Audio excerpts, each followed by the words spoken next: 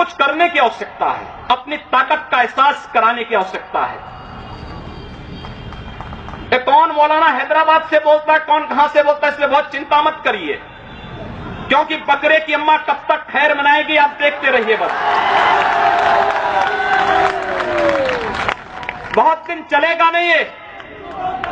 उन सबको मालूम है कि आने वाला समय और आने वाला दिशा क्या होने जा रही है। यह हिंदुत्व की सदी है और हिंदुत्व की सदी केवल भारत की नहीं दुनिया की सदी होगी। पूरी दुनिया के अंदर हिंदुत्व का झंडा एक बार पुनः मजबूती के साथ भगवा झंडा दुनिया के अंदर कोने कोने में लहराएगा। उसके अनुसार एक बार पुरुषार्थ किए जाने की आवश्यकता है। हिंदू कभी निराशावादी नहीं हो सकता है, कभी नहीं। दुनिया के अंदर तमाम संस्कृतियां मिट गई, तमाम परंपराएं मिट गई, सब कुछ नष्ट हो गया, कोई पूछने वाला नहीं, इतिहास में नाम शेष हो गए। लेकिन इतनी विपत्तियों के बावजूद, हजारों हमलों को झेलने के बावजूद, तमाम षड्यंत्रों के बावजूद, अंदर और बाहर दोनों से हमलों को जूझते हुए भी अगर सनातन हिंदू धर्म मजबूती के साथ खड़ा है तो वह किसी के बल पर नहीं, इस जनता की ताकत के बल पर है। और जब तक ये आस्था सनातन हिंदू धर्म के प्रति आप सबकी बनी रहेगी, भारत माता के प्रति आपकी बनी रहेगी, दुनिया की कोई ताकत आपका बाल बांका नहीं कर पाएगा। हमें किसी ओबामा से सर्टिफिकेट की आवश्यकता नहीं। हिंदुत्व पर जो प्रहार करेगा उसको महाप्रलय को स्वयं आमंत्रित कर देगा, उस महाप्रलय की चपेट में स्वयं भी आएगा। इस बारे में किसी को कोई गलतफहमी नहीं होनी चाहिए। और इसलिए बंधुओं, आप सबका मैं आह्वान करूंगा। बहराइच में महाराज सुहेलदेव पासी के सामने लोग लड़ने के लिए आए थे, मात्र 2 लोग बचे थे, सबके सब मार डाले गए थे। और 1971 में 95,000 पाकिस्तानी कायरों को किस तरीके से मुर्गा बना करके नाक रगड़ने के लिए मजबूर कर दिया गया था भारत के बहादुर जवानों के द्वारा। और अगर इसके बाद भी आंखें नहीं खुलती हैं तो एक बार पुनः देख लें अपनी ताकत को। मैं तो यही कहूंगा, अंत में मुझे केवल यही कहना है कि बहुत महत्व मत दीजिए, ये हैदराबादियों को बहुत महत्व मत दीजिए, ये सब मौलानाओं को बहुत महत्व देने की आवश्यकता नहीं। दुनिया के अंदर जहां भी जाएंगे शक की निगाहों से देखे जाएंगे।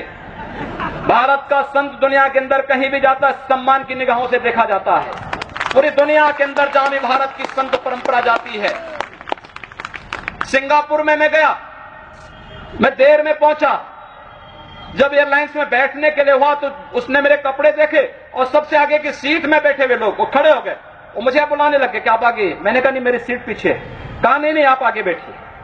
वहां की थाईलैंड में गए, वहां की बस में आगे की 2 सीट तो केवल संतों के लिए है, यानी मुफ्त में यात्रा करिए, जितनी यात्रा कर सकते हैं। दुनिया के अंदर कहीं भी आप जाएंगे, भारत की संत परंपरा का सम्मान है और भारतीय नागरिकों का सम्मान है। यह भारतीयता की देन है।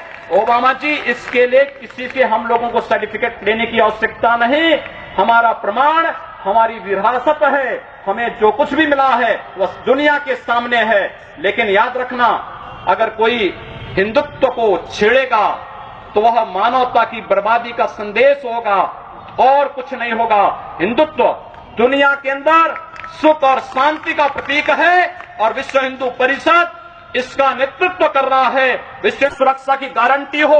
मैं कहता हूं भारत के मौलानाओं से और भारत के पादरियों से भी, आज ISIS नाम का एक आतंकी संगठन इराक और सीरिया के अंदर जिस निर्ममता के साथ मानवता को कुचल रहा है, वहां पर यजीदी समुदाय के साथ साथ तमाम अल्पसंख्यक समुदायों को बड़ी निर्ममता के साथ काटा जा रहा है। और यही नहीं, शिया मुसलमानों को भी मारा जा रहा है, उसी बर्बरता के साथ काटा जा रहा है।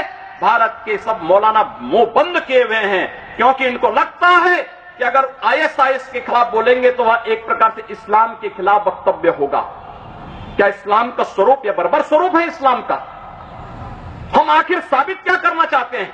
जब पाकिस्तान के अंदर वहां पर धर्मांतरण की गतिविधियों में लिप्त पादरियों की निर्मम हत्या होती है, तो ओबामा कुछ नहीं बोलते, तब ब्रिटेन कुछ नहीं बोलता, तब ऑस्ट्रेलिया कुछ नहीं बोलता, तब दुनिया के अंदर वेटिकन सिटी से कोई आवाज नहीं निकलती है। मैं एक दिन पढ़ रहा था मक्का के बारे में, सऊदी अरब के इस पवित्र शहर के बारे में। कहा जाता है कि मक्का में कोई गैर इस्लामिक नहीं जा सकता, कोई गैर मुसलमान वहां नहीं जा सकता।